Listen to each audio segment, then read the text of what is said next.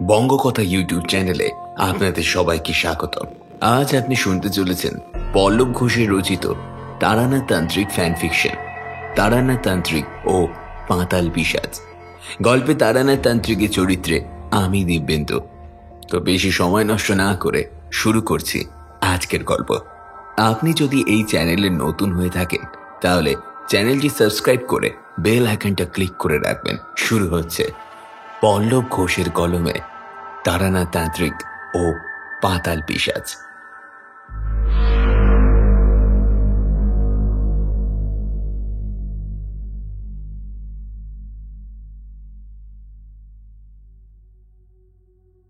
আজ ছুটির দিন, তাই দুপুরবেলা ভাত খেয়ে একটু জিরিয়ে নিয়ে আমি আর কিশোরী এসে জড়ো হয়েছি মঠ লেনে তারানাথের বাড়ির আড্ডাখানায়। তারানাথও দেখি খাওয়া সেরে তক্তপোষের উপর বসে হুঁকোয় টান দিতে ব্যস্ত। বর্ষা বিদায় নিয়ে হাওয়ায় মৃদু হিমের পরশ লাগিয়ে শরৎ এসে গিয়েছে। কিছুদিন পরেই পুজো শুরু। দুনিয়ায় আর যাই হোক না কেন, পুজো নিয়ে বাঙালির আবেগ কোনোদিনই কমবার নয়, বরং প্রতি বছর উত্তরোত্তর তা বেড়েই চলেছে। শহরে জামা কাপড়ের দোকানগুলোতে ভিড় দেখার মতো। অনেক রাত অবধিও রাস্তায় লোকের ভিড় থাকছে। আমরা সব ভিড়ভাড়টা কাটিয়ে এসে বসলাম তারানাথের সামনে। বললাম, কি শারদিয়ার আগাম আমেজ গড়গড়ার টান দিয়ে উপভোগ করছেন নাকি? না হে, আমেজ আছে, তবে তা উপভোগ করার মতো নয়। আজকাল তামাকের মধ্যে সেই গ্রামগঞ্জের মেঠো করা আমেজ আর থাকে কোথায়? সবকিছুই যেন ভেজালে গ্রাস করেছে। কিশোরী পকেট থেকে পাসিং শোর প্যাকেট বের করে সামনে রেখে বলল, এটা নিন, এখনো অবধি ভেজাল মুক্ত। পাসিং শো তারানাথের অন্যতম প্রিয় সিগারেট। সেটা খেলে তারানাথের মধ্যে গল্পের আমেজ আসে বলে এখানে এলেই আমরা প্রতিবারই এক প্যাকেট করে পাসিং শো কিনে আনি। তারানাথ হুকোর পাঠ শেষ করে একটা সিগারেট ধরালো। চারিমার বিয়ের পর থেকে বাড়িটা বড্ড ফাঁকা ফাঁকা লাগে। এই তোমরা আসো, তাতেই যা একটু গল্প গুজব কথাবার্তা হয়। আর ফাঁকা লাগবে না ঠাকুর মশাই, আশ্বিন মাস, এবার তো ঘরে মা আসার সময় হয়ে এলো। তা যা বলেছ, পুজো নিয়ে আমাদের সেই আবেগটাই একমাত্র নির্ভেজাল। ছোটবেলায় গ্রামের পুজোর কথা মনে পড়ে গেল। বিকালে ছেলেপুলের দল মিলে হই হই করে কুমোর বাড়িতে গিয়ে ঠাকুর তৈরি দেখা, ঠাকুর হলে তা মণ্ডপে আনার সময় ঢাকিদের ঢাকের তালে নাচ করা, নদীর ধারে বিকালে বসে ঠান্ডা হাওয়া কাঁশের বনে মাথা তোলানো দেখা, মাঝে মাঝেই পেঁজা তুলোর মতো মেঘ ঝিরিঝিরি অল্প বিস্তর বৃষ্টি হয়ে যাওয়া, সেসব দিন কোনোদিনই ভোলার নয় হে। কিশোরী অনেকক্ষণ থেকেই উসখুস করছিল কিছু একটা বলার জন্য। তারানাথের কথা শেষ হতেই সে বলল, আচ্ছা, আপনি তো একটা সময় এখানে ওখানে নানান জায়গায় সাধনার জন্য ঘুরে বেরিয়েছেন, বিভিন্ন জায়গায় বিভিন্ন রকম সমস্যার সম্মুখীন হয়েছেন। কখনো আপনার নিজের গ্রামে অলৌকিক কিছু ঘটনা বা কোনো সমস্যা হয়নি? আমি মনে মনে ভাবলাম, বাহ, কিশোরী তো একদম বেশ জব্বর একখানা কথা বলেছে। তারানাথ কিশোরীর কথায় কিছুক্ষণ ভুরু কুঁচকে জানালার বাইরে তাকিয়ে কি যেন ভাবল। তারপর বলল, তা একবার একটা সমস্যা হয়েছিল বটে। সে বেশ গুরুতর, এক সর্বোপরি বিচিত্র এক সমস্যা। অমন অদ্ভুত জিনিস আমি জীবনে খুব কমই দেখেছি। বলুন বলুন, আজ তবে সেই ঘটনাটাই বলুন। এরকম সুন্দর আবহাওয়ায় বিকেলটা একদম গল্প বলেই জমিয়ে দিন। আচ্ছা, বেশ বেশ। সাধনার জন্য বাইরে বাইরে ঘুরলেও মাঝে মাঝে যে আমি বাড়ি ফিরে এসেছি সে কথা তোমাদের আগেও বলেছি। যখনের কথা বলছি তখন আমি ঘরে ফিরে এসেছি। খুব সম্ভবত মায়ের সেই সময়টা একটু শরীর খারাপ হয়েছিল। এদিকে বাবাও বাড়ি থাকে না, যাওয়ার জন্য এক প্রকার জবরদস্তি করলেন। তাই বেশ কিছুদিন রয়েই গেলাম। সে সময় বাড়ি গিয়ে শুনেছিলাম আমাদের পাড়ার সেই যে ষোড়শী চাটুজ্জে, তার মা নাকি গত হয়েছেন দিন 20 হলো। তা ষোড়শী চাটুর্যের অবস্থা সম্পূর্ণ ঘরের কর্তা। তিনি বেশ সুষ্ঠু ও সুন্দরভাবেই মায়ের কাজ করলেন। শ্রাদ্ধ শান্তি সব চুকে গিয়েছে প্রায় 3-4 দিন হলো। হঠাৎ খবর এলো গায়ের বংশী জেলে মারা গিয়েছে। এবার মানুষের মৃত্যু কোনো কারণে হতে পারে সেটা এমন কিছু না, তবে ঘটনা যেটা, বংশী জেলে নাকি মরার একদিন আগে থেকে অদ্ভুত পাগলের মতো আচরণ করতে শুরু করেছিল। সবসময় কি একটা যেন ভয় পেত, ছুটে বাইরে চলে যাওয়ার চেষ্টা করত। মাঝে মাঝে বলতো কে যেন তাকে ডাকছে। বংশীর নাকি জ্বরও এসেছিল, তাই প্রথমটা বাড়ির লোক ভেবেছিল যে জ্বরের ঘোরে ভুলভাল বকছে হয়তো। কিন্তু পরদিন সকালে যখন বাড়ির পাশের বাঁশ বাগানে বংশীর রক্তশূন্য লাশ পাওয়া গেল, তখন সকলের টনক নড়ল। গ্রামের বেশ খানিক হই হই পড়ে গেল এই যে এটা তো আর যাই হোক আত্মহত্যা হতে পারে না, কিন্তু বংশী জেলের এমন কি থাকতে পারে যার জন্য লোকে তাকে এভাবে খুন করবে। বংশীর মৃত্যু নিয়ে নানা রকমের মতামত লোকের মুখে মুখে ঘুরতে লাগলো। তবে সব থেকে বেশি যে মত প্রাধান্য পেল তা হলো বংশীকে নাকি মেরেছে ষোড়শী চাটুর্যের সদ্য মৃত মায়ের অতৃপ্ত আত্মা। বংশী নাকি জ্বর হওয়ার আগের রাতে মাছ ধরতে গিয়েছে। জল কাদা ঘেটে বৃষ্টিতে ভিজে তার শরীর খারাপ তো হয়েছেই, উপরন্তু অত রাতে মাছ ধরে আনার জন্য চাটুর্যে গিন্নি নাকি বংশীর পিছনে পড়েছিল। পরে সেই বংশীর ওপর ভর করে তাকে বাইরে ডেকে এনে খুন করে। এইসব ঘটনা হয়তো তোমরা শহরের ছেলেরা শুনে হেসে উড়িয়ে দেবে, কিন্তু এমন যে ঘটে না তা কিন্তু নয়। বরং গ্রামের ঘরে এইসব মতবাদ গোটা গ্রাম জুড়ে ভয়ের পরিবেশ তৈরি করার জন্য যথেষ্ট। বংশীর মৃত্যুটা হয়তো মতবাদ গুজব রটানো এইসবের মধ্যে দিয়েই কেটে যেত, কিন্তু আরো একটা ঘটনা ঘটল দিন 7 পরেই। এবার আর জেলের ঘরে নয়, খোদ পৈতেধারী ব্রাহ্মণের ঘরে ঘটল অঘটন। নারায়ণ বারুজ্যের ছেলে বিষ্ণুপদ পৈতৃক পুজো আর্চার রীতি ভেঙে শহরে ব্যবসা করতে শুরু করেছিল। দিন 2 হলো গ্রামের বাড়িতে ফিরেছে, আর তার মধ্যেই এমন ভাগ্যের ভয়াবহ পরিহাস। বিষ্ণুপদ দেহটাও একইভাবে পাওয়া গেল বাড়ির বাইরে। দুটো দেহের মধ্যেই মৃত্যুর অদ্ভুত মিল ছিল। এবার গ্রামের লোকেরা ধারণা আরো পোক্ত হলো একাধ নির্ঘাত ওই চাটুর্যের গিন্নির। বয়োজ্যেষ্ঠরা ষোড়শী চাটুর্যকে বিধান দিলে, দেখো বাবা ষোড়শী, শ্রাদ্ধ শান্তি করেও তোমার মায়ের আত্মা সদ্গতি হয়নি। গায়ের লোকের অবস্থা দেখছো তো, বউ ছেলে নিয়ে তো ঘরে লোকের বাস। এভাবে চলতে থাকলে তো গোটা গা একেবারে শ্মশান হয়ে যাবে। ষোড়শী চাটুর্য আমাদের গ্রামের বেশ গণ্যমান্য শিক্ষিত এবং সর্বোপরি যুক্তিবাদী মানুষদের মধ্যে একজন। তার বিরুদ্ধে কেউ এমন মন্তব্য করবেন আর তিনি সেটা এক বাক্যে মেনে নেবেন, তা কিন্তু নয়।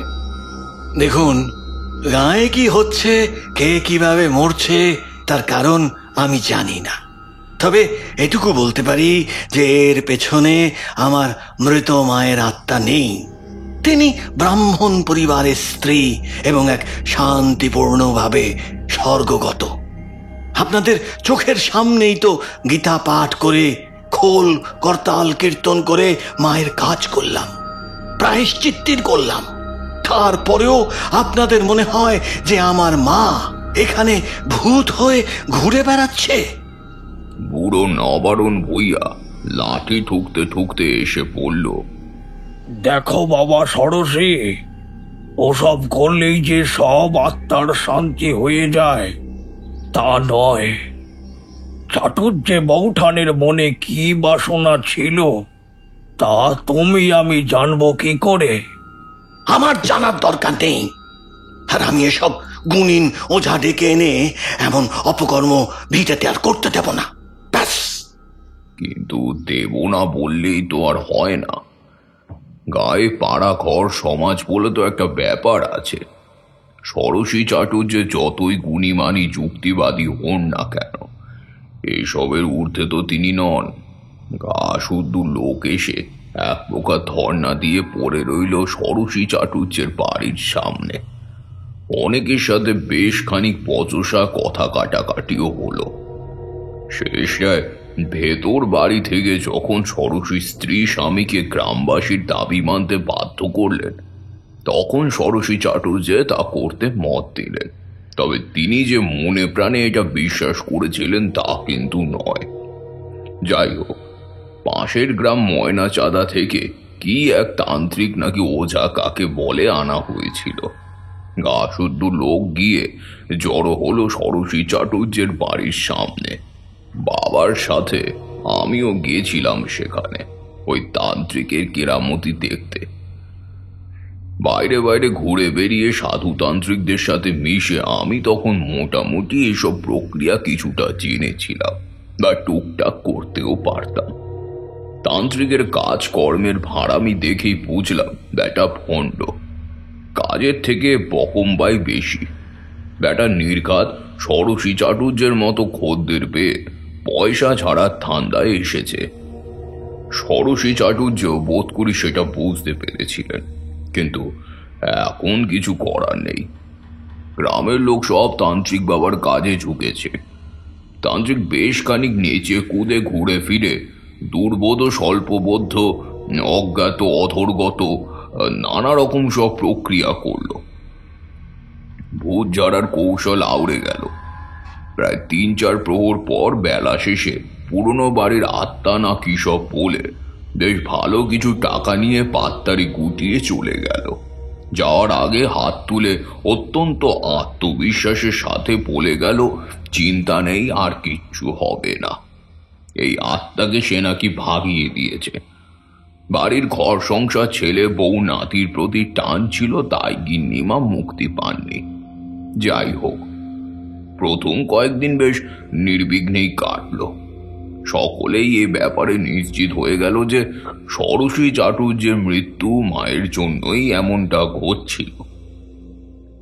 আর তান্ত্রিক এসে সব ঠিক করে দিয়েছে।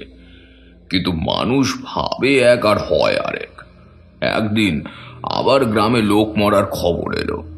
সেই একই রকম রক্তশূন্য বিকৃত দেহ, সেই মৃত বিভীষিকা, লোকজনের মাথায় হাত। এ আবার কি করে হয়? আসল ব্যাপারটা অবশ্য আমি কিছুটা বুঝেছিলাম, যতটুকু ক্ষমতা ছিল আমার। এসবের পেছনে লোকে যতই ভাবুক যে ষোড়শী চাটুর্যের মা রয়েছে, আসলে কিন্তু তা নয়। এক্ষেত্রে ষোড়শী চাটুর্য একেবারে ঠিক যে তার মা মরে শান্তিতে স্বর্গে গিয়েছেন। এসবের কাণ্ডের পেছনে অন্য কারোর হাত রয়েছে। তাহলে আবার কার হাত রয়েছে? গ্রামে কি অন্য কেউ মরেছিল নাকি? না। তাছাড়া ষোড়শী চাটুর্যের মায়ের যদি ছেলে বউয়ের প্রতি টান থেকে থাকে, তাহলে তো সবার আগে তিনি তাদের দেখা দেবেন। খামোখা জেলে বামুনের ঘরে লোক মেরে ওনার কি লাভ? ওইটাই আসল কথা। তাছাড়া আরো একটা ঘটনা। কি ঘটনা? ঘটনাটা বড়ই অদ্ভুত এবং বেশ ভয়ানক। গ্রামে এসব জিনিস শুরু হওয়ার পর থেকে লোকজন সন্ধ্যার পর তো বাড়ি থেকে বেরোনো অনেকটাই বন্ধ করে দিয়েছিল। বিশেষ দরকার ছাড়া কেউই বাইরে আসতো না। অবশ্য আমার বাবা আদিনাথ এসব বিষয়ে কোনোদিনই মাথা ঘামায়নি। ভূত প্রেতে বিশ্বাস থাকলেও তার ভয়ে ঘরে গুটিয়ে বসে থাকতে হবে তা তো হয় না। তাছাড়া দরকার পড়লে বেরোতেই হবে। কি একটা দরকারে বাবা পাশের পাড়ায় এক যজমানের বাড়িতে গিয়েছিলেন।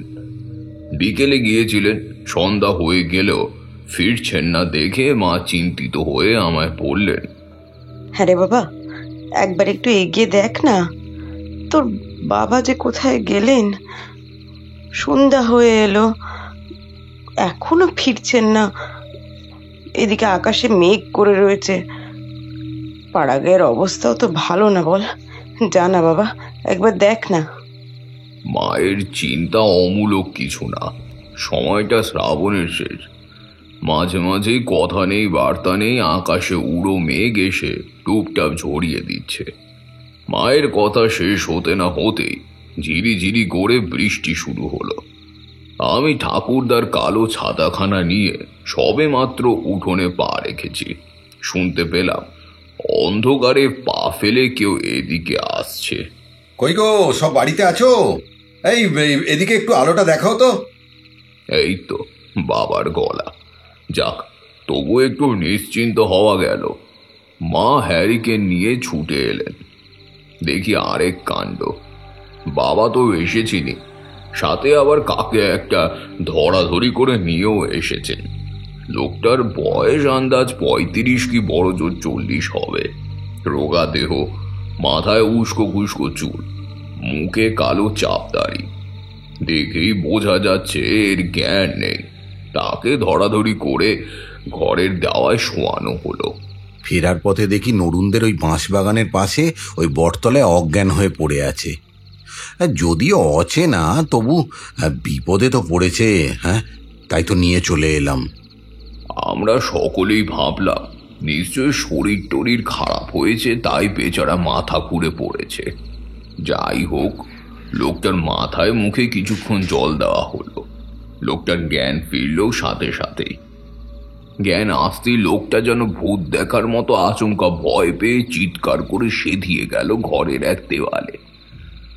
আমরা সকলে অবাক হয়ে তাকিয়ে রইলাম তার দিকে। লোকটা ভয়ার্ত বিস্ফারিত চোখে সামনের দিকে আঙুল তুলে বলছে, ও ও আমাকে মেরে ফেলবে, ও আমাকে মেরে ফেলবে। না না না না। আরে কি মুশকিল বলো তো? হ্যাঁ হ্যাঁ, কে মেরে ফেলবে তোমাকে? এই দেখো দেখো দেখো, আমরা সব এখানে আছি, কেউ মারবে না তোমাকে। লোকটা বাবার কথায় একবারে ফ্যাল ফ্যাল করে বাবার দিকে তাকিয়ে তারপর আমাদের দিকে তাকালো। মনে হয় বেচারা যেন একটু ভরসা পেল। দেওয়ালে ঠেস দিয়ে কপালে হাত দিয়ে বসলো। তারপর নিজেই একটু ধাতস্থ হয়ে পড়ল। একটু জল দেবেন, বড় তেষ্টা পেয়েছে। 1 ঘটি জল তাকে দেওয়া হলো। সে সেটা ঢক ঢক করে গলায় ঢেলে হাফ ছাড়ল। কি ব্যাপার বলো তো?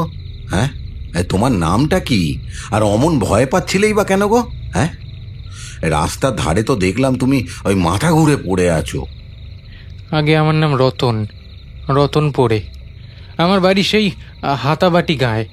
হাতাবাটি? মানে এদিকটা তো ময়না চাঁদা ছাড়িয়ে তো আরও অনেকটা যেতে হবে। আজ্ঞে, আমি বাড়ি ফিরছিলাম, সন্ধে হয়েছিল বলেই হয়তো আর কোনো গরুর গাড়ি পাইনি। তাতে অবশ্যই অসুবিধা নেই, হেঁটেই যেতে পারতাম। কিন্তু কিন্তু কি? ওই বাঁশবাগানটার কাছে আসতেই একটা অদ্ভুত দৃশ্য দেখলাম। ওই বড় বটগাছটার নিচে একটা লোক। অমন মানুষ আমি আগে কখনো দেখিনি। শরীরে এতটুকু কাপড় নেই, সারা শরীরে কীরকম যেন জলের মতো স্বচ্ছ, আর গোটা শরীরটা জুড়ে ছড়িয়ে জলের মতো বিছিয়ে লাল লাল রেখা। অনেকটা অনেকটা লাল রক্তের শিরার মতো দেখতে। সব থেকে অদ্ভুত ব্যাপার, মানুষটার মাটির ওপরে পা উপর দিকে আর মাথাটা নিচে অবস্থায় সোজা হয়ে রয়েছে, ঠিক যেন মাটির ভেতর থেকে ওইভাবেই ফুঁড়ে উঠে এসেছে। সেই সাথে বিচ্ছিরি পচা একটা দুর্গন্ধ। ব্যাপারটা দেখে আমি প্রথমটায় অবাক হয়েছিলাম, ভেবেছিলাম হয়তো আলো অন্ধকারে ভুল দেখছি, কিন্তু না, চারিদিকে একটা অদ্ভুত নীলচে আলো, আর সেই আলোর উল্টো হয়ে রয়েছে এমন অদ্ভুত একটা লোক। পরে বেশ ভয় ভয় করতে লাগলো। সেখানে আর বেশিক্ষণ দাঁড়ানো ক্ষমতা আমার ছিল না। পালিয়ে আসতে যাব, আচমকা একটা বিকট অট্টহাসিতে মুখটা আমার কেঁপে উঠল। দেখি লোকটার দুটো আগুনের মতো চোখ আমার দিকে তাকিয়ে আছে। ও হাসি, ও হাসির শব্দ শুনলে বুক কেঁপে ওঠে। আর নিজেকে ধরে রাখতে পারলাম না, মাথাটা কীরকম যেন টলমল করতে লাগলো।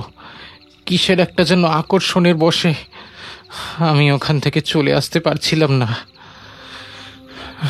জ্ঞান হারিয়ে মাটিতে পড়ে গেলাম। এত দূর বলে লোকটা একটু বোধহয় হাঁফিয়ে গিয়েছিল, তাই দম নিল। তারপর আবার ভয়ার্ত স্বরে বলল, ওটা ওটা কে ছিল? আর 5 জন হলে নিঃসন্দেহে ভাবত লোকটা নেশা টেশা করেছে, আর না হলে রাতের অন্ধকারে কি দেখতে না কি দেখেছে। তবে আমার বাবা এইসব অলৌকিক ব্যাপারে একটু আধটু বিশ্বাস রাখতেন।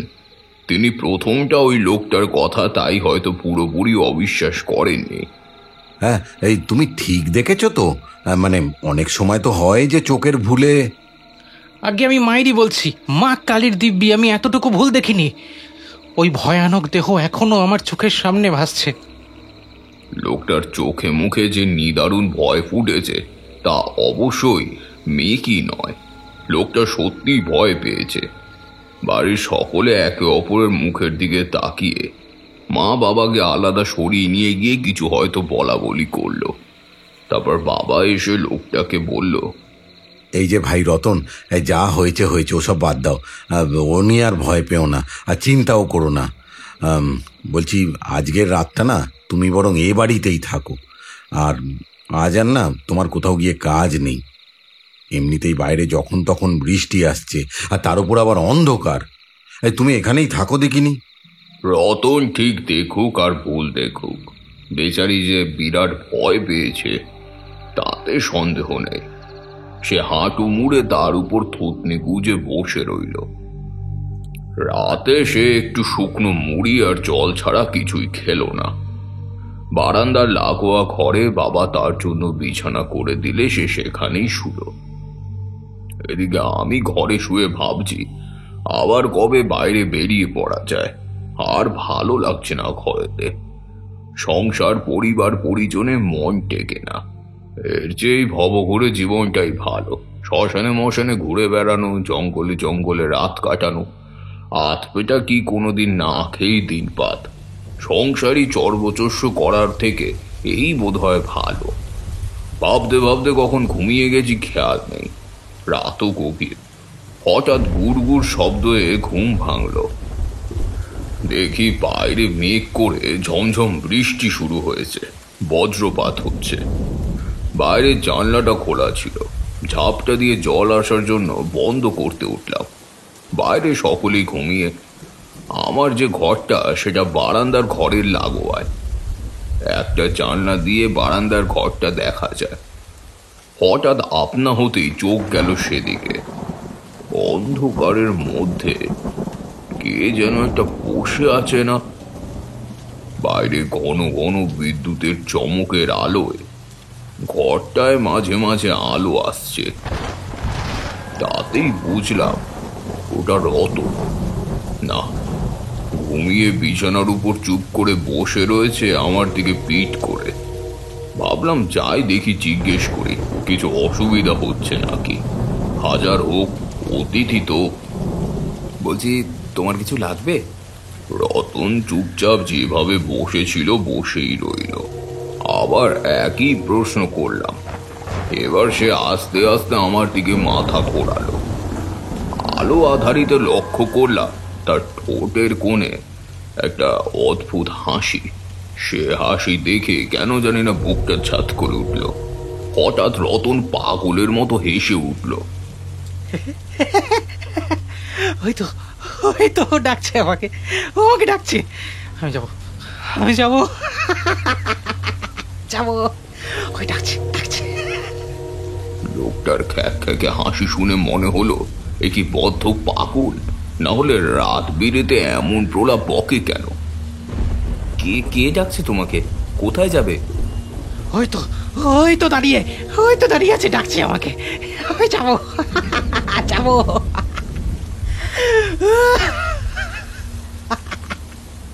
রতনের বিকট পাগলাটে অট্ট হাসিতে যেন গোটা বাড়িটা থর থর করে কেঁপে উঠল। বৃদ্ধ উন্মাদের মতো যে তখন মেঝের উপর তিরিং বিরিং করে লাফাতে শুরু করেছে। কেবল বলছে ও ডাকছে, আমি যাব, ও আমাকে ডাকছে, আমাকে যেতেই হবে। বাড়ির লোকের ঘুম গেল ভেঙে। বাবা বাইরে এলেন, রতনকে ধরে একই জিনিস শুধালেন যে কে ডাকছে, কেন ডাকছে। রতনও একই জবাব দিয়ে গেল। এরপরই শুরু হলো উন্মাদের আচরণ। বাবা রতনকে চেপে ধরে শান্ত করবার চেষ্টা করলেন, কিন্তু তাতে যেন তার মধ্যে একটা অন্য রকমের জেদ চেপে বসল। সে নিজেকে বাবার হাত থেকে ছাড়িয়ে বন্ধ দরজার উপর ঠুকতে লাগলো। আমি যাবো, ছেড়ে দাও আমাকে, আমি যাবো, আমি ছেড়ে দাও আমাকে, ছেড়ে দাও। ধীরে ধীরে তার সেই পাগলাটে হাসি এবার বিলাপ হাহাকারে রূপ নিল, যেন আমরা তাকে কতকাল এই ঘরের মধ্যে তার ইচ্ছের বিরুদ্ধে বন্দী করে রেখেছি, আর সে এবার এখান থেকে মুক্তি চায়। বাবা আর আমি দুজনে মিলে তাকে ধরে রাখতে পারলাম না। উন্মত্ত পশুর মতো ছটফটানি শুরু করলো সে। এদিকে বাইরে বৃষ্টির বেগ আরো বেড়েছে, সেই সাথে তুমুল বজ্রপাত। কিন্তু বাইরের থেকেও অশান্ত আরো ঘরের পরিবেশ। রতনের চিৎকার, লাফালাফি রীতিমতো মাত্রা ছাড়া হয়েছে। বাধ্য হয়েই বাবা দরজার আগল খুলে দিলেন। বাইরে জোলো হাওয়ায় যেন ঝাপটা মেরে সে এসে ঢুকলো ঘরের ভেতরে। সামনের মিশ কালো অন্ধকারে মাঝে মাঝে ছেদ করছে চমকে ওঠা বিদ্যুতের আলো। রতন সেদিকে তাকিয়ে পাগলের মতো লাফাতে লাফাতে এক ছুতে জল কাদার বাইরে পেরিয়ে গেল। ডাকছে, ডাকছে, আমাকে ডাকছে, আমাকে যেতে হবে, ডাকছে আমাকে। রতন মিশে গেল অন্ধকারে। আমরা হতবম্বের মতো সেদিকে তাকিয়ে রইলাম কেবল। এমন দুর্যোগের রাতে অমন একজনকে কেই বা খুঁজতে বের হবে? বের হয়েও কোনো লাভ নেই। যেমন অদ্ভুতভাবে সে এসেছিল, সেরকম অদ্ভুতভাবেই বিদায় নিল। মাঝখান থেকে কি যে সব হলো তা ঠিক করে কিছুই বুঝতে পারলাম না। অগত্যা ঘরে এসে যে যার মতো শুয়ে পড়লাম। তবে ঘুম এলো না কিছুতে। একটা ভাবনা সর্বদাই মনের ভেতর খচখচ করতে লাগলো, যে ব্যাপারটা নিয়ে এতক্ষণ ভাবিনি। রতন যেটা বলেছিল সন্ধ্যাবেলা, সে যা দেখেছিল তা কি সত্যি ঠিক? একটু আগে যা হলো তার জন্য কি তাহলে তখনের দেখা সেই ঘটনাটাই দায়ী? পরদিন সকালে প্রাতরাশ সেরে ভাবলাম যাই, একবার নরুদের বাঁশ বাগানের কাজটা দেখেই আসি। জায়গাটা দেখেও যদি অন্তত কিছু আন্দাজ করা যায়। বাড়ির উঠোনে নেমে সবে মাত্র 2 পা এগিয়েছি, দেখি গ্রামের জনা 5 লোক হন্তদন্ত করে আমাদের বাড়ির সামনে দিয়ে ছুটতে ছুটতে কোথায় যেন যাচ্ছে। রোয়াকে বাবা তামাক সাজতে ব্যস্ত ছিলেন। তাদের একজনকে ডেকে বললেন, আরে এই হারান, এই আরে শোন এদিকে। তাই এই সাত সকালে কোথায় যাস এমন ছুটতে ছুটতে? হ্যাঁ কাকা, সাংঘাতিক ব্যাপার। যদি দেখতে চাও এসো তাহলে নরুদের বাঁশ বাগানে। আরে মানুষ খুন হয়েছে গো, মানুষ খুন। আমরা দুজনেই চমকে উঠলাম। সকাল সকালে কি অলক্ষণে কাণ্ড! ছুট লাগালাম সেদিকে। বাঁশবাগানের পাশটা ভিড় করেছে গ্রামের বেশ কিছু লোক। না জানি আজ আবার কার পাড়া। বাবা আর আমি ভিড় ঠেলে ভেতরে পৌঁছে দেখি বাঁশবাগানের পাশের বট গাছটার নিচে হাত পা ছড়িয়ে পড়ে রয়েছে রতনের নিষ্প্রাণ দেহটা। প্রথমটা আমরা দুজনেই যেন নিজের চোখে বিশ্বাস করতে পারলাম না। এই সেই রতন যাকে গত রাতে বাবা সঙ্গে করে এনেছিল। রতনের দেহটা দেখলে রীতিমতো আঁতকে উঠতে হয়। বিকৃত রক্ত শূন্য দেহ। মৃত্যুর ঠিক পূর্বে সে যে কোনো বিভীষিকার সম্মুখীন হয়েছিল তা ভাবলেও বুক কেঁপে ওঠে। রতনের মৃত্যুটা আরো একবার যেন বংশী আর বিষ্ণুপদর কথা মনে করিয়ে দিল। আমার কেন জানি না মনে হচ্ছিল এদের 3 জনেরই মৃত্যুর কারণ একটাই। সেটা মানুষ তো নয়, বরং ঘোর অমঙ্গল কিছু। রতনের মৃত্যুর পর গ্রামের সকলের ভেতরে সেই পুরাতন ভয়টা আবার নতুন করে জেগে উঠল। যদিও তারপর আর কারোর কোনো ক্ষতি বিশেষ হয়নি, তবে ওই বাঁশ বাগানটাকে ঘিরে অনেক রকমের কথা রটতে লাগলো। সন্ধ্যার পরে লোকে ও পথে দিয়ে আর বিশেষ করে পথ মারাতো না। মাঝে অবশ্য দু একটা ঘটনা ঘটেছিল। রাতের বেলা নাকি হারু গোয়ালার একটা বড় গরু আর রামু কাকার দুটো ছাগল দড়ি ছিঁড়ে পালিয়েছিল।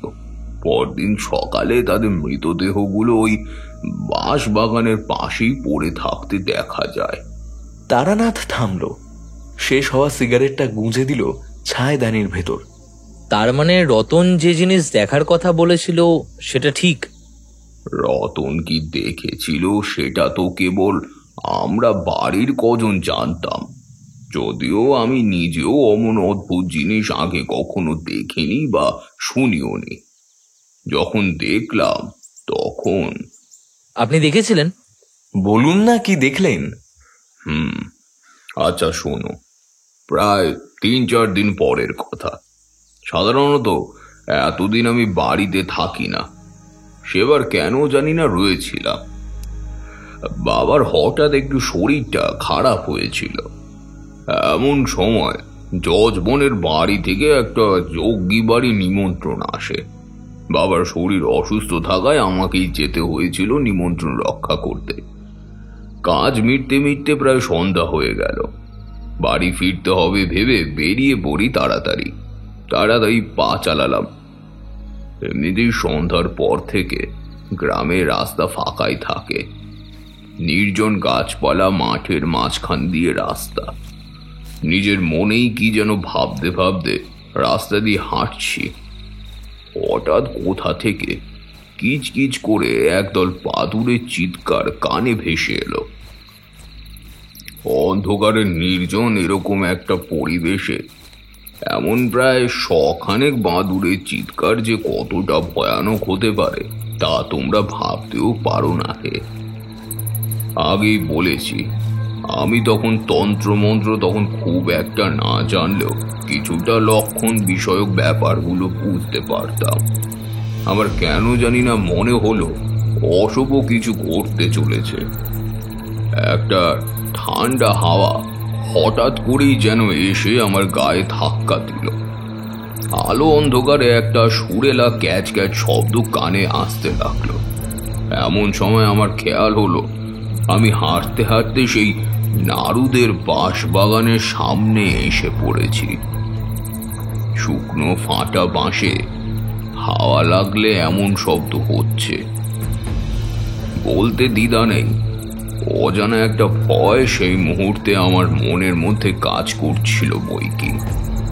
সেটা এমন একটা গা ছমছমে পরিবেশের কারণেই হোক কিংবা আগে ঘটে যাওয়া অমন নারকীয় ঘটনাগুলির কারণে।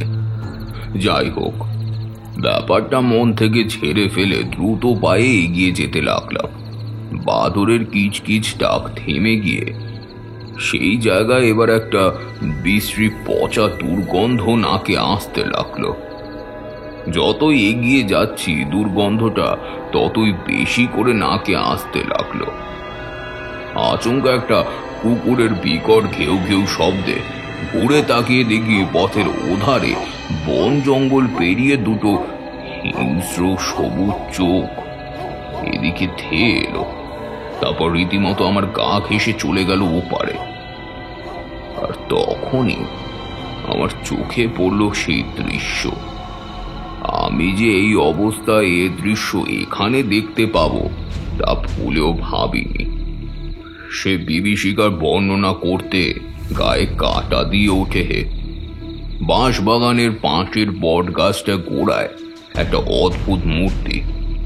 সে মানুষ নাকি আমি জানি না।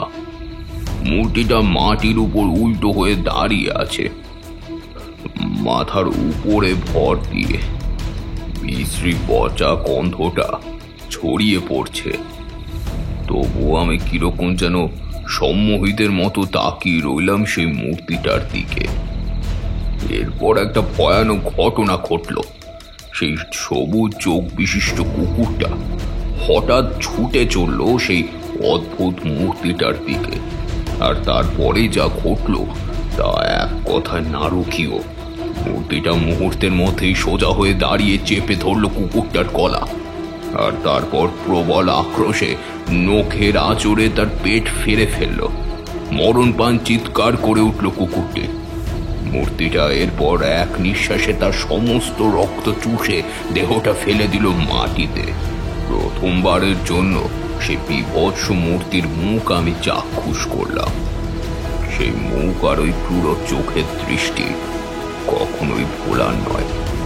পাতালের কোনো অতুল গহ্বরে চির প্রজ্বলিত আগুন থেকে ঠাঁই নিয়েছে ওই দুটো চোখ। সে দৃষ্টি আমার দিকেই নিবদ্ধ। একটা রক্ত জল করা হাসি লেগে রক্তমাখা মুখে কদর্য ধারালো দাঁতগুলো বোধ হয় ছটফট করছে আরো রক্তের নেশায়।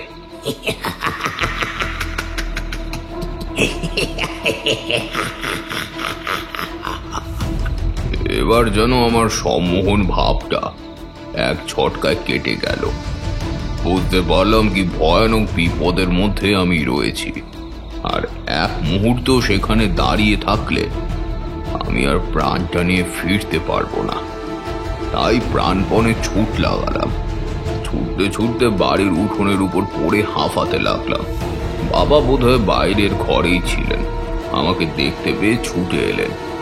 আরে আরে আরে আরে কি হলো? আরে এত হাঁপাচ্ছ কেন? মাও ততক্ষণে ছুটে এসেছে। আমার অবস্থা তখন সত্যিই রীতিমতো কাহিল হয়ে পড়েছে। গোটা শরীর ঘেমে নিয়ে একাকার। আমার মুখ থেকে হাঁ করে আমি অনবরত নিঃশ্বাস নিচ্ছি। মা আমার বুকের উপর হাত বুলিয়ে বললেন, কি হলো বাবা? দাঁড়া দাঁড়া, একটু জল খা, একটু জল খা তো আগে। জল গলায় ঢালতেই শুরু হলো অনর্গল বমি। আমি আগের অমন উদ্রককারী দৃশ্য দেখার প্রতিক্রিয়া। যজ্ঞী বাড়ির সব খাবার ঠেলে বেরিয়ে এলো, আর সেই সাথে আবার সেই বিশ্রী পচা দুর্গন্ধ। যাই হোক, বাড়ির লোকও ব্যাপারে কিছু জানলো না। তো আমি এখন নিশ্চিত রতন ভুল কিছু দেখেনি। হয়তো কোথাও না কোথাও রতনের মৃত্যুর জন্য এই দায়ী। দাঁড়ান দাঁড়ান, সে তো না হয় বুঝলাম যে আপনিও রতনের মতো দেখেছিলেন, কিন্তু ওটা কি? মানে ওরকম অদ্ভুত শরীর, মাথা নিচু, পা ওপরে করে দাঁড়িয়ে থাকা, কে ও? ও কে তা আমিও জানতাম। জেনেছিলাম এক তান্ত্রিকের কাছে। তান্ত্রিক? আচ্ছা বেশ শোনো, আমি যদিও ভেবেছিলাম যে যাই হোক সে যাত্রায় অন্তত বেঁচে গেছি, আর কিছু হবে না, কিন্তু আমি ভুল ছিলাম। রাতটা কোনো রকমে কাটলেও সকাল থেকে শুরু হলো প্রচন্ড জ্বর, আর সেই সাথে গা হাত পায়ে অসহ্য যন্ত্রণা। জ্বরের ঘোরে সারাদিন বিছানা ছেড়ে উঠতে পারছিলাম না। নাওয়া খাওয়া সবকিছুতেই কিরকম একটা যেন অনীহা তৈরি হলো। দিন দিন অসুস্থতা যেন বাড়তে লাগলো, শরীরও কিরকম যেন শুকিয়ে আসতে লাগলো। বাড়ির লোক আমাকে নিয়ে পড়লো মহা ফাঁপড়ে। গ্রামের হাতুড়ে ডাক্তারকে দেখিয়েও কোনো লাভ হলো না, সে কোনো রোগ ধরতে পারলো না। বাড়ির লোককে শেষটায় আমি সব কথা খুলে বললাম, সেদিন রাতে কি হয়েছিল। দিন দুয়েক পরে আমার কাকা পরামর্শ দিলেন পাশের গ্রাম চাঁপাগুড়িতে নাকি শ্মশানে এক তান্ত্রিক এসেছে, পারলে একবার তার কাছে নিয়ে যেতে। অন্য সময় হলে আমার বাবা অন্তত এইসব তান্ত্রিক কাপালিকদের কাছে একদমই নিয়ে যেতেন না, কিন্তু এখন এরকম পরিস্থিতিতে এছাড়া আর কোনো উপায় নেই। সে তান্ত্রিক বসে সন্ধ্যায় শ্মশানে, তার আগে তার সাথে দেখা করার কোনো উপায় নেই। যাই হোক, সেখানে যাওয়া হলো। শ্মশানের পাশে একটা অশ্বত্থ গাছের গোড়ায় কুশাসনে বসেছেন তান্ত্রিক, সামনে ধুনি জ্বলছে। আমাকে নিয়ে বসে বাবা আর কাকা। জ্বরে আমার গা পুড়ে যাচ্ছে। ধুলু ধুলু চোখে দেখলাম তান্ত্রিকের শান্ত দুই দৃষ্টি আমার দিকেই নিবদ্ধ। বাবা তান্ত্রিককে আগাগোড়া সবটাই খুলে বললেন। তান্ত্রিক সব শুনে আমার কপালের উপর একটা আঙুল রাখলো। কিছুক্ষণ চোখ বুজে রইল, তারপর চোখ খুলে বেশ গম্ভীর এবং একটু চিন্তিত মুখে বলল, পাতাল পিশাচ। পাতাল পিশাচ? সে আবার কি? তোমার কথা শুনেই বুঝেছি, তোমার ছেলে যার খপ্পরে পড়েছে সে পাতাল পিশাচ ছাড়া আর কেউ হতে পারে না। পাতাল পিশাচ কি, কেন, তা আমিও তোমাদের বলে বোঝাতে পারবো না, কিন্তু এইটুকু বলতে পারি এর প্রচুর ক্ষমতা। রক্তের নেশা এদের প্রবল। তাজা রক্তের ওপরেই নির্ভর করে এরা। শিকারের কাছে গিয়ে নয়, বরং শিকারকে সম্মোহিত করে নিজের কাছে টেনে এনে এরা রক্ত চুষে খায়। আগে যাদের কথা বললে আমি নিশ্চিত তাদের সকলেই এই পাতাল পিশাচের খপ্পরে পড়ে নিজের প্রাণ খুইয়েছে। আমার ছেলে? ওর সাথে যা হচ্ছে তার সবটাই পাতাল পিশাচের কুপ্রভাব। ওই অপশক্তি এর ওপরেও সম্মোহনী ক্ষমতা প্রয়োগ করেছে। সেটা এই ছেলের জন্মজাত লক্ষণের জন্যই হোক বা বাস্তবগুণ, ও এখনো এই শক্তির সাথে ভিতরে ভিতরে লড়াই করে টিকে রয়েছে। তবে পাতাল পিশাচ এত সহজে ওকে ছাড়বে না। একবার যখন ওর নজর পড়েছে তখন এর থেকে বাঁচার কোনো উপায় তো থাকবেই। তান্ত্রিক কপালে হাত রেখে চোখ বুজে খানিকক্ষণ কি যেন ভাবল, তারপর নিজের পোটলা থেকে কালো মতো কিছু একটা জিনিস বের করে সেটা লাল সুতোয় বেঁধে পরিয়ে দিল আমার হাতে। বলল, আপাতত এটা রাখো। ওই সম্মোহনী শক্তির সাথে যুঝতে এটা সাহায্য করবে। তবুও বলবো, মনে মনে ঈশ্বরকে স্মরণ করো। উনিই পারেন এই বিপদ থেকে রক্ষা করতে। চলে আসবার সময় বেশ মনে আছে, তান্ত্রিকে মাথার উপর হাত রেখে বলেছিল, সব ঠিক হয়ে যাবে বেটা, ঈশ্বর আছেন। তান্ত্রিকের দেওয়া ওষুধে আর যাই হোক কাজ হলো। ধীরে ধীরে জ্বর কমতে লাগলো, নাওয়া খাওয়ার রুচি ফিরল। বাড়ির লোক ভাবল বিপদ তার মানে কেটেছে। আমিও মনে মনে ভেবেছিলাম বিপদ তার মানে কেটেই গিয়েছে, কিন্তু হিসেবে বোধহয় একটু ভুল ছিল। আর তার প্রমাণ পেলাম কিছুদিন পরে। শরীর তখন মোটামুটি সুস্থ, কিন্তু কেন জানি না সেদিন রাতে আমার ঘুম আসছিল না। বিছানায় শুয়ে এপাশ ওপাশ করছি। রাত তখন বেশ গভীর। আচমকা একটা শব্দে উঠে বসলাম। শব্দটা অনেকটা সেই হাওয়ার ডালপালা নড়ার মতো। মনে হলো প্রচন্ড জোরে কেউ যেন গাছের ডালপালা ধরে নাড়াচ্ছে। সাধারণত খুব জোরে ঝড় না হলে গাছ ওভাবে নাড়ার কথা নয়। উঠে ঘরের জানলা দিয়ে বাইরের দিকে তাকালাম, সবকিছু তো শান্ত। তাহলে প্রশ্নটা মনে আসার সঙ্গে সঙ্গেই উত্তরটা পেলাম। দেখি বাড়ির বেড়ার বাইরে বড় চাপা গাছটা কিরকম একটা নীলচে আলোয় ঝলমল করছে, আর সেটার একটা উঁচু মোটা ডাল থেকে উল্টো হয়ে ঝুলছে বিভৎস মূর্তি।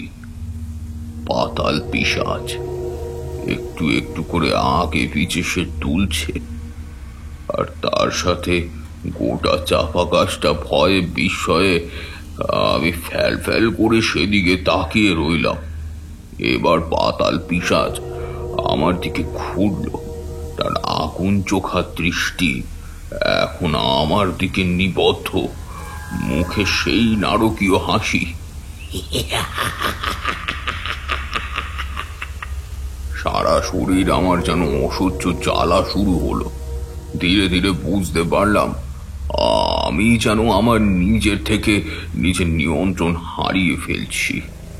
আমার ভেতর থেকে একটা উন্মত্ত পশু যেন ছটফট করে উঠছে। বাড়ি ছেড়ে এক ছুটে বাইরে বেরিয়ে যাওয়ায় ওই পিশাচের কুনজর যেন আমাকে চুম্বকের মতো আকর্ষণ করছে। আমি জানি আমি বুঝতে পারছি ওই ওই সম্মোহনে আমার সারা দেহটাই কতটা বিপজ্জনক হতে পারে, কিন্তু তাও না চাইতেও আমার ওখানে যেতেই হবে আমাকে। না না না। আরে কি হলো এত চিৎকার করছো কেন? কিন্তু আমি তখন আর আমার মধ্যে নেই। মেঝেতে হাঁটু মুড়ে বসে হাঁফাতে বললাম, না না, আমি যাবো ওখানে। ও আমাকে ডাকছে। মাও ছুটে এসেছে। তিনি কাঁদু সরে বাবাকে বললেন, ওগো ওগো ওগো, তুমি ছেলেটাকে দেখো না, ছেলেটার কি হলো? ও ও অমন করছে কেন? ও তুমি দেখো না। হ্যাঁ, বাবা হয়তো ব্যাপারটা ততক্ষণ কিছুটা আঁচ করতে পেরেছিলেন। তিনি আমাকে চেপে ধরে বললেন, আরে না না না, কেউ ডাকছে না, এই তো আমরা সবাই এখানে আছি, কেউ ডাকছে না। কিন্তু আমি সে কথা শোনার বা বোঝার অবস্থায় নেই। ভেতরে একটা বদ্ধ উন্মাদ যেন ভর করছে আমার উপর। আমি রাগে ক্ষোভে ফেটে পড়লাম বাবার উপর। আমাকে ছেড়ে দাও আমাকে। যে ঘটনা হয়েছিল রতনের সাথে, আমার সাথেও ঠিক একই জিনিস হলো। আমার গায়ে তখন যেন অসুরের মতো শক্তি। বাবা পেরে উঠলেন না।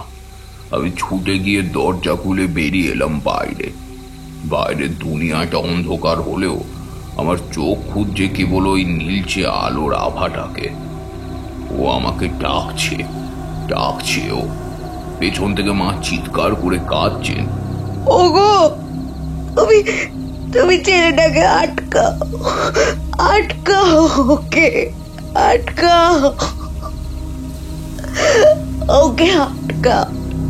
আর দাঁড়িয়ে না থেকে আমি দ্রুত পায়ে উঠোনে নেমে ছুটে চললাম চাঁপা গাছটার দিকে।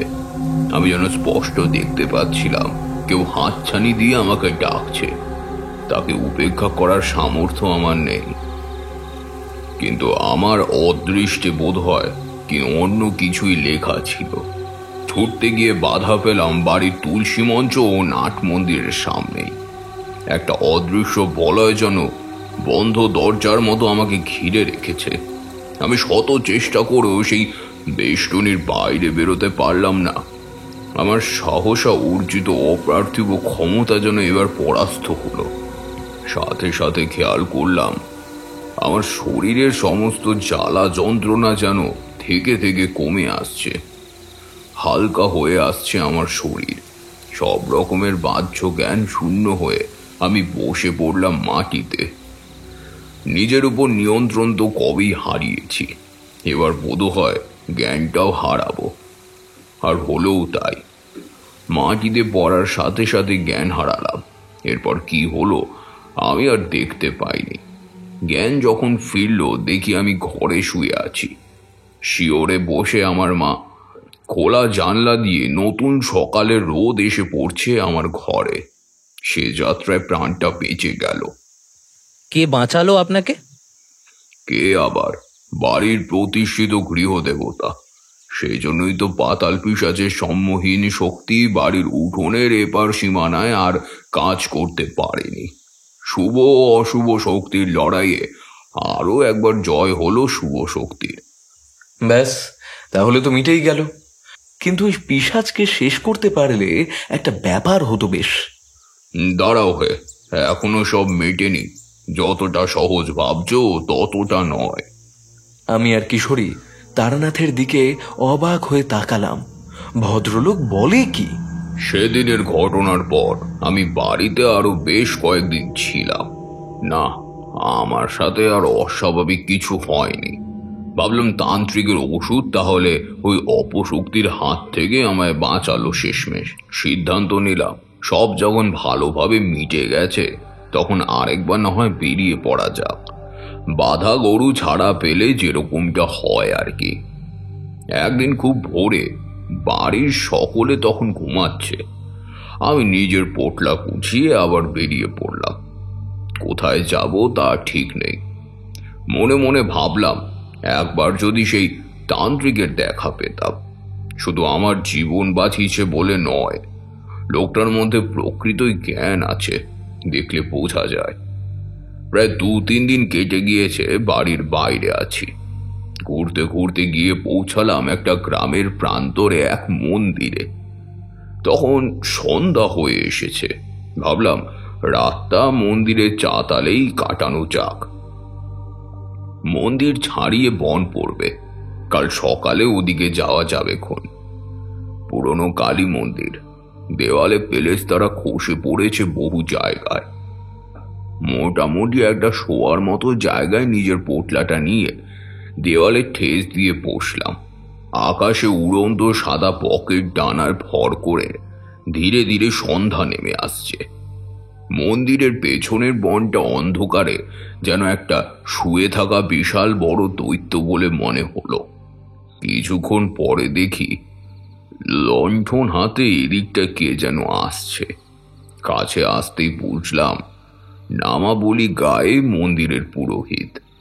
আমাকে দেখেই কিরকম বিরক্ত মুখে বলল, আবার একজন, কি চাই তোমার? আগে না, আমার কিছু চাই না, এমনি পথে হাঁটতে হাঁটতে ক্লান্ত হয়ে এখানে আশ্রয় নিয়েছি। সেই এই দেখো, চাইলেও আমার কাছে কিছু দেবার নেই, ভগবানের আশীর্বাদটুকু ছাড়া। এটা পেলেই যে আমার আর কিছু চাই না। বটে, তা আগের দিনও তো বাপু একজন এসেছিল, জটাজুটোধারী কাপালিক তান্ত্রিক গোছের। তাকে তো ভিক্ষুক ভেবে 2 পয়সা দিতে গেলাম, সে বেটা চটে গেল। তান্ত্রিক? আচ্ছা, কোথায় গেলেন উনি? ওই তো ওইদিকে, বোধহয় বনে আস্তানা গেড়েছে, দেখো গে। এই বলে সে ভেতরে ঢুকে গেল। আমার মাথায় যেন নতুন কাজের দায়িত্ব এসে পড়ল। একজন তান্ত্রিকের খোঁজ পাওয়া গেছে যখন, গিয়ে দেখতে দোষ কি? 7-5 ভেবে সিদ্ধান্ত নিলাম আজ রাতেই বের হব। বনে তো আর বাঘ ভাল্লুকের ভয় নেই। যেমন ভাবা তেমন কাজ। বেরিয়ে পড়লাম। বনের ভেতর পা রাখতে রাখতে শুনতে পেলাম পেছনের মন্দির থেকে ঠং ঠং করে ঘন্টা বাজার শব্দ আসছে। বনটা নেহাত ঘন না হলেও খুব ছোট নয়। এত বড় বনের ভেতর সে তান্ত্রিক কোথায় ধুনি জ্বালিয়ে বসেছে কে জানে। বেশ খানিকটা চলার পর একটু যেন ক্লান্তি বোধ হচ্ছিল। না, আমার বোধ হয় এভাবে রাতের বেলাটা হুট করে চলে আসাটা ঠিক হয়নি। যাকে এসে পড়েছি যখন, কি আর করা যাবে। একটা ফাঁকা মতো জায়গায় একটা গাছের তলায় বসলাম। গাছের গায়ে হেলান দিতেই চোখে কিরকম যেন ঘুম জড়িয়ে আসতে লাগলো, কিন্তু ঘুম এলো না, কারণ ততক্ষণে একটা বিশ্রী গন্ধ আমার নাকে আসতে শুরু করেছে। সে গন্ধ চোটে অন্নপ্রাশনের ভাত পর্যন্ত উঠে আসবার জোগাড়। ধীরে ধীরে গন্ধের মাত্রা আরো বাড়তে শুরু করলো, কিন্তু তার থেকেও আশ্চর্যের ব্যাপার, এই গন্ধ আমার খুব চেনা, খুবই। হঠাৎ বুকের ভেতরের হৃৎপিণ্ডটা যেন লাফিয়ে উঠল। আমি উঠে দাঁড়িয়ে এদিক ওদিক তাকালাম। আমার থেকে মাত্র 20 হাতের ব্যবধানে একটা অশ্বত্থ গাছ, আর তার ডাল থেকে উল্টো হয়ে ঝুলছে একজন। না না, একজন কি করে বলছি, এই একজনকে তো আমি চিনি। এ আর কেউ না। এই পরিস্থিতিতে আমার জীবনে একমাত্র ত্রাস পাতাল পিশাচ। আমি হতবুদ্ধির মতো সেদিকে তাকিয়ে, এদিকে পরে বাড়ি থেকে এতটা দূরে এসো যে সে আমার পিছু ছাড়েনি। আমার রক্ত চুষে খেয়ে তবে তার শান্তি। তান্ত্রিক বলেছিল বটে, পাতাল পিশাচের হাত থেকে মুক্তি পাওয়া সহজ নয়। বাড়িতে ছিলাম, প্রতিষ্ঠিত গৃহদেবতার কৃপায় বেঁচে গিয়েছিলাম, কিন্তু এখানে আমায় কে বাঁচাবে? ইতিমধ্যে আমার গলা শুকিয়ে কাঠ হয়ে এসেছে।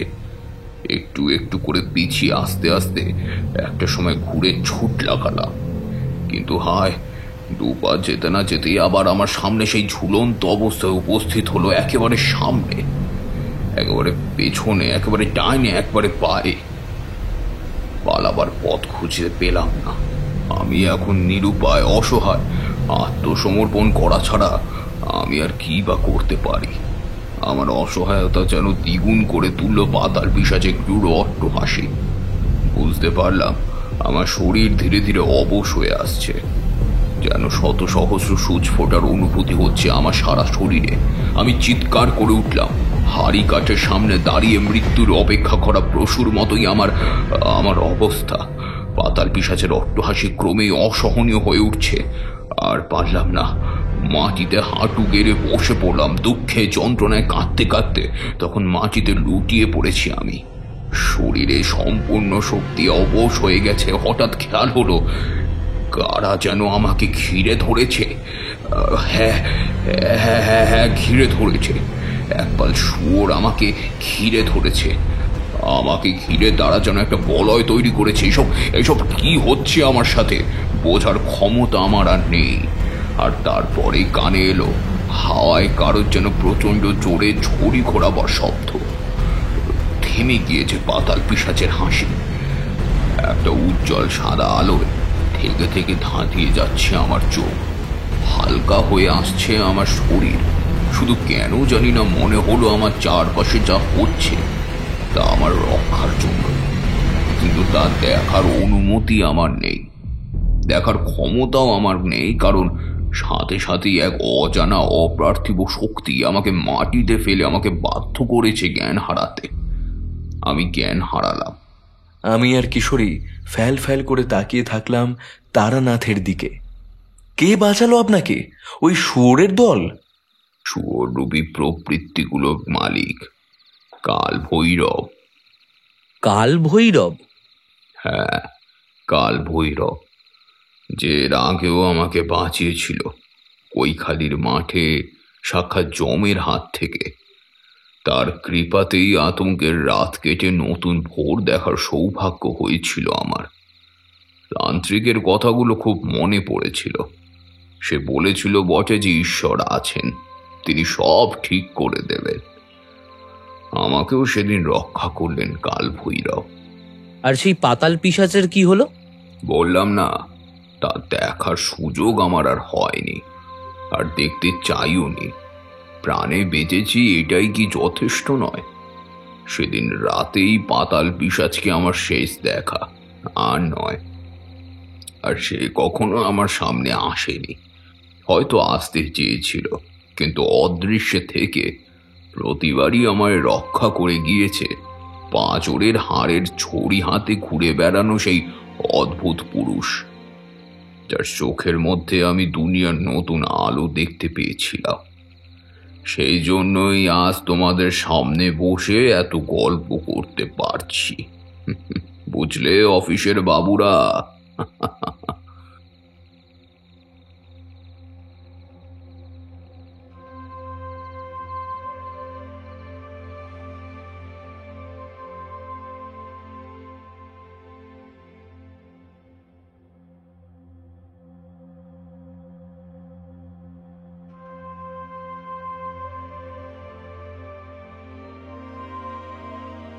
শুনছিলেন পল্লব ঘোষের রচিত তারানাথ তান্ত্রিক এবং পাতাল পিশাচ গল্পে। তারানাথ তান্ত্রিকের চরিত্রে ছিলাম আমি, দিব্যেন্দু দাস। অন্যান্য চরিত্রে ছিল অভিক সাহা, সৌরভ রায়, রাজ, ইন্দ্রাণী, দীপ্তিমান, নীল, রমাকান্ত এবং অভিক ঘোষাল। গল্পের আবহ সৃষ্টিতে ফিনিক্স, পোস্টার ডিজাইনে সৌম্যদেব। গল্পটি আপনাদের কেমন লাগলো জানাবেন আমাদের ইউটিউব কমেন্ট সেকশনে। আর আপনি এই চ্যানেলে নতুন হয়ে থাকলে প্লিজ চ্যানেলটি সাবস্ক্রাইব করে বেল আইকনটা ক্লিক করে রাখবেন, যাতে নতুন গল্প আসলেই আপনি তা শুনতে পারেন। দেখা হচ্ছে অন্য কোনো গল্পে। ভালো থাকবেন, সুস্থ থাকবেন আর শুনতে থাকবেন, সঙ্গে রাখবেন আমাদের বঙ্গকথা চ্যানেলকে।